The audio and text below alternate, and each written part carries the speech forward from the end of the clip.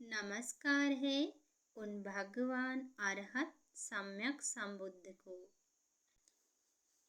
हम रोजाना सुबह अपना चेहरा धोते हैं क्योंकि ये गंदा हो जाता है। अगर आप कुछ दिनों तक नहीं नहाएंगे तो आपका शरीर पसीने से गंदा हो जाएगा। तो आइए प्रतिदिन स्नान करें और शरीर को धोएं। इसलिए हम ये सब करते हैं क्योंकि हमारा शरीर गंदा है। हम शरीर को बार बार साफ करते हैं क्योंकि वो बार बार गंदा हो जाता है। मनुष्य के पास न केवल शरीर है बल्कि मन भी है। हम अपने मन को साफ करने के लिए क्या कर रहे हैं? जो शरीर को साफ करने के लिए इतने उत्सुक है, शरीर की तरह मन भी गंदा हो जाता है, लेकिन हम उसे देख नहीं पाते।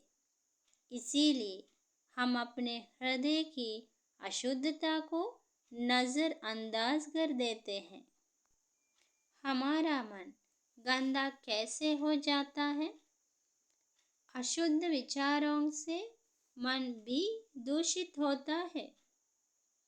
अशुद्ध विचारों को बुरे विचार कहा जाता है।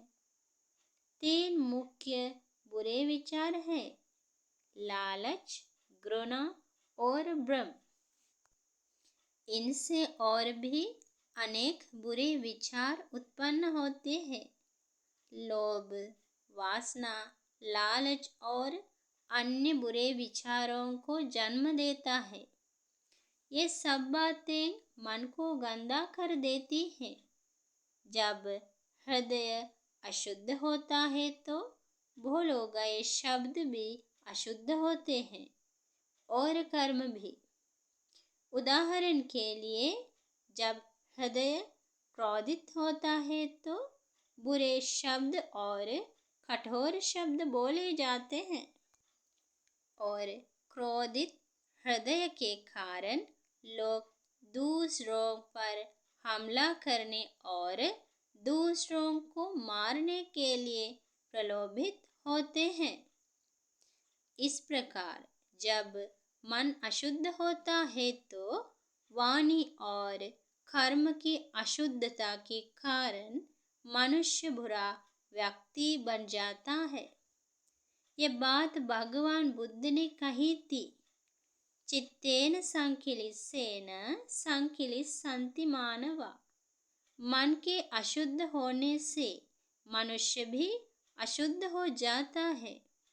सभी गलतियां मन की अशुद्धता के कारण होती हैं। इसलिए बौद्ध धर्म मन को शुद्ध करने के लिए एक विधि प्रदान करता है जिसे ध्यान कहा जाता है। ध्यान शब्द का अर्थ है मन का विकास करना। मन से बुरे विचारों को निकलकर मन को शुद्ध करके मन को बेहतर बनाया जा सकता है। भगवान बुद्ध ने ध्यान की लगभग 40 विधियों का उपदेश दिया है।